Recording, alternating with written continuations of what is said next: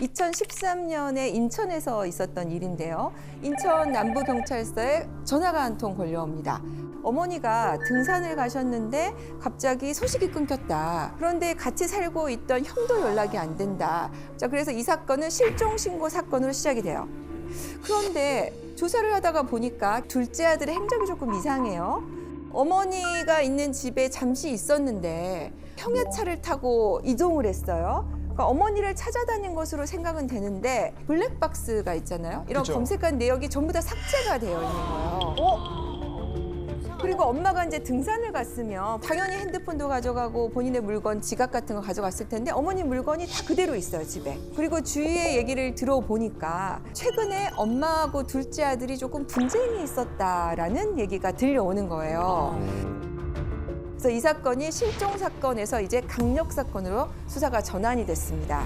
수사를 진행을 하는 중에 이제 어머니의 시체가 발견이 되고 그다음에 이제 형의 시체까지 발견이 됐습니다. 그래서 이 둘째 아들은 무기징역까지 선고를 받게 되는데요. 이 둘째 아들이 왜 이런 일을 벌였을까요? 그러니까 형한테 다 주기로 약속을 해버린 거 아닐까요? 상속을. 그래서 아니 근데 그럴 수도 있고 네. 반반 공평하게 주기로 했는데 뭐 도박으로 탕진했다거나 그럴 수도 있겠다. 그래서 돈이 더 필요해서 내가 더 가지려고. 네, 거의 답에 지금 가까이 갔어요. 오, 진짜입니까? 맞췄다. 대박. 둘째가 먼저 결혼을 했어요. 근데 결혼을 했는데 잘 살면 좋은데 도박을 좀 하고 또 사업을 하다가 이제 부채를 지고 하는 상황이 발생을 했죠. 근데 엄마가 이제 처음에는 1억 정도 빌라를 사주면서 잘 살 수 있게 도와줬습니다. 그거를 이제 도박빚이나 뭐 이런 걸로 팔아먹으니까 엄마가 이제 좀 화가 나셨겠죠. 그래서 이제 불러다가 혼을 냈는데 그 아들이 오히려 엄마한테 하는 얘기가 나 빚이 8천 더 있으니 그거 좀 갚아달라고 한 거예요. 아휴. 자, 그렇게 해서 이제 혼을 내서 불화가 되니까 그 이후에 이제 이 아들이 결심을 하게 된 거죠. 근데 엄마한테는 실제로 재산이 어느 정도가 있었냐면은 그래도 2013년 기준에 7억 정도의 건물이면 괜찮습니까? 오, 훌륭하죠. 엄마는 건물도 있고 월세도 들어오고 더군다나 또 생명보험까지 들어있으니까 아들 입장에서는 내가 엄마가 돌아가시면 상속을 받을 수 있는데 어머나. 또 하나 형이 사라지면 내가 이거를 다 받을 수 있을 것인데 이런 걸로 해서 일을 저지르게 된 것이죠. 진짜 어리석다. 아, 욕심이지. 예. 그래서 이게 상속 사건이 어떻게 보면은 진짜 피도 눈물도 없는 전쟁 그리고 범죄로 끝나게 되는 비극적인 일들이 있습니다. 너무 무섭다. 실제로 이혼보다 상속 분쟁이 더 격렬한 경우들이 많은데요. 네네네. 왜 그런가 봤더니 공평한 거랑 공정한 거랑 관점 차가 아주 극도로 커질 수밖에 없는 경우가 있다 그러더라고요. 공정한 거는 조금 더 어려운 사람이 많이 가지는 거고 이렇게 하는 게 공정한 건데 공평한 거는 그대로 나눠 가지는 그쵸. 거잖아요. n분의. 똑같이 대부분 부모의 관점은 공정하게 상속을 했으면 좋겠는데 형제들은 그냥 공평하게 하려다 보니까 그 관점 차를 좁히기 되게 어려운 게 아닐까 싶은데. 공정은 약간의 어떤 본인의 판단이 그렇죠. 끼어드는 거죠. 더 아픈 손가락에게 좀 더 가야 되는 거고요. 네. 보이시죠? 와. 주택 아파트 시세입니다. 2015년에서 20년으로 갈 때 가파르게 상승하고 있는 게 보이시죠? 네. 13년도에 샀어야 네. 되네.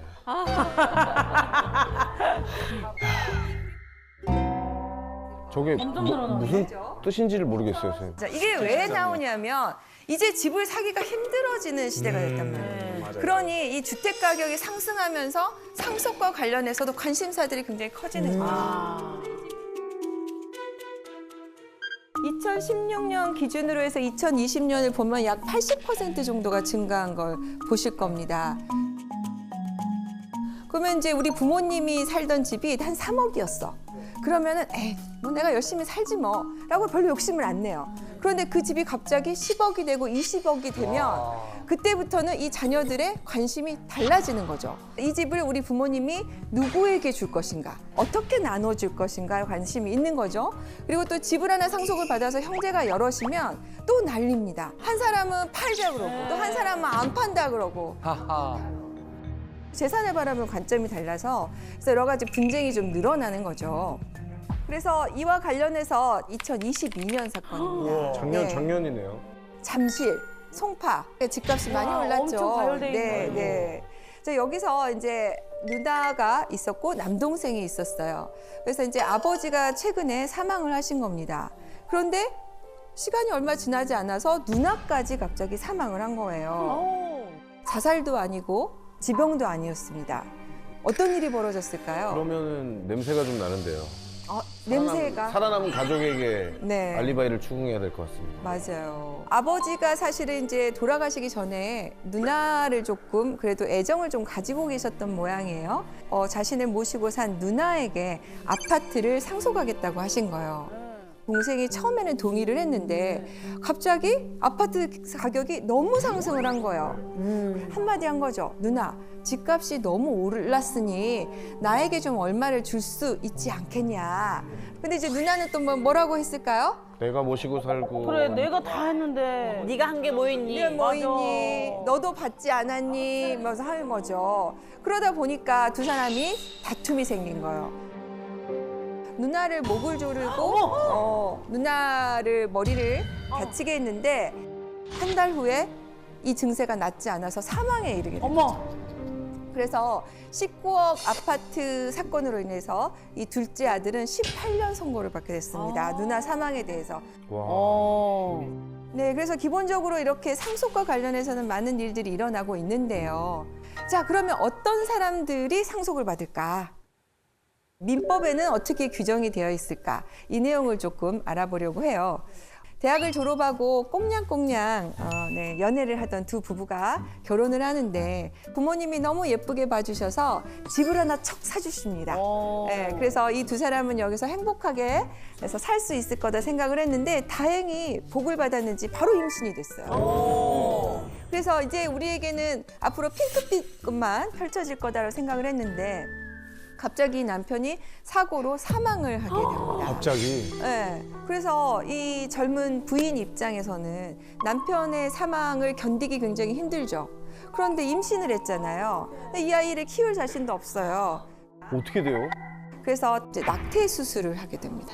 네. 그래서 이제 이런 상황에서 시부모님이 보니까 갑자기 아들도 사망을 했어요.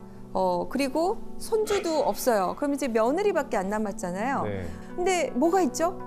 재산. 부모님이 사주신 집이 있잖아요. 자, 이때 상속 순위가 어떻게 될까요? 그 집을 누구 명의로 사준 거예요? 아들 명의로 사줘서 상속 문제가 발생한 거죠. 네. 그러면 남편의 재산은 아내한테 더 갈 것 같아. 부모보다는. 맞아요, 맞아요. 아무리 낙태를 했어도. 네. 오늘 패널 분들이 뭐 수업을 조금 이렇게 테스트를 하고 초대가 되셨을까요? 네. 기본 지식들이 상당히 있으신 것 같아요. 순위를 한번 보겠습니다. 민법 규정인데요. 자, 1순위는 자녀, 손자녀입니다. 자, 2순위는 조부모. 그리고 같은 직계 존속이고요. 그다음에 이제 이 1순위, 2순위가 없을 때 이제 형제자매로 넘어가고 이 형제자매도 없을 때는 이제 사촌 이내 혈족으로 넘어가는 거죠. 아내가 아내는 없는데? 없네요. 아내는 1순위가 있으면 1순위하고 동순위. 그다음에 1순위가 없으면 2순위로 넘어가면서 2순위하고 동순위예요. 그러니까 아내는 항상 1순위인 거죠. 네. 거기다가 배우자의 경우에는 상속분이 할증이 됩니다. 자녀들이 1대1이다. 그러면은 배우자는 1.5예요. 그래서 예를 들어서 부모님이 두 분이다. 그럼 배우자가 있어요. 그러면 1대1대 1.5 이렇게 배우자가 되는 거죠. 근데 이럴 경우에 어떻게 될까? 이 아내.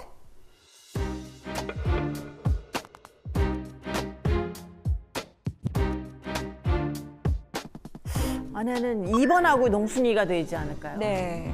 1.5배로 해서. 네.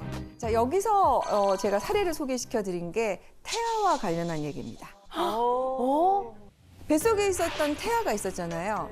태아의 상속 순위에 대해서 법원은 어떻게 보고 있냐면 태아가 생기는 순간부터 상속인이 되는 것으로 상속에선 보고 있어요. 낳지 않아도. 네, 낳지 않아도. 그럼 어떻게 된 거야? 그러니까 이 아내가 사실은 거기에 대해서 본인이 고의를 가지고 있지는 않았지만 본인하고 동순위인 상속인을 살해한 게 되는 거예요.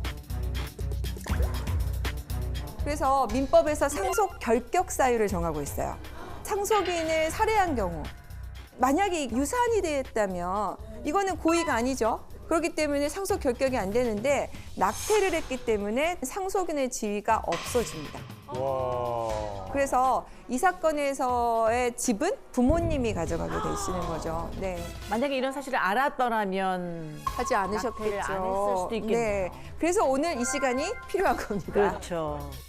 그럼 이거랑 조금 대조되는 사례를 한번 얘기를 해볼게요. 예를 들어서 낙태를 한 배우자는 못 받는데 외도를 한 배우자는 어떨까요? 주면 안 되죠. 이런 일이 있었어요. 아버지가 이제 이혼을 하셨는데 이 이혼한 이유가 여자친구가 생긴 거를 이제 들켜서 이혼을 하신 거예요. 그러고 나서 이혼을 한 이후에 그 여자친구하고 재혼을 하신 겁니다. 와. 그러다 보니까 뭐 한동안 연락을 끊고 살았어요. 근데 아버지가 어느 날 암에 걸렸다는 얘기가 들려오는 겁니다. 그래도 시간이 좀 지나니까 미움이 좀 옅어져서 아버지를 왔다 갔다 하면서 이제 간병도 하고 하죠. 그런데 이상한 게 새로 재혼을 했는데 배우자가 병원에를 안 나타나는 거예요. 갈 때마다 없어요. 이제 그렇게 하다가 아버지가 돌아가셔서 장례식장에 가게 됐는데 이 부인이 장례식장도 안 오는 거예요. 냄새가 나는데. 좀 이상하다. 어떤 냄새가. 냄새가 나세요? 어떤 냄새가 나세요? 꼬리꼬리합니다. 네, 근데 더 기가 막힌 일이 장례식장 밖에 있는 주차장에서 네. 그 재혼한 배우자가 다른 남자하고 꽁냥꽁냥 하고 있는 것을 봤다는 제보가 있는 거예요. 가정을 파탄 내놓고 또 그러고 있어. 그런데 우리 아버지는 어떻게 하고 사망을 하고 가셨냐면 집 한 채 있는 거 내가 떠나면 얘는 어디 가서 사냐 하고 그 집을 그 배우자에게 주기로 유언을 하고 돌아갔대요. 진짜 아버지도 어지간하시다 진짜. 아니 자식들한테 안 주.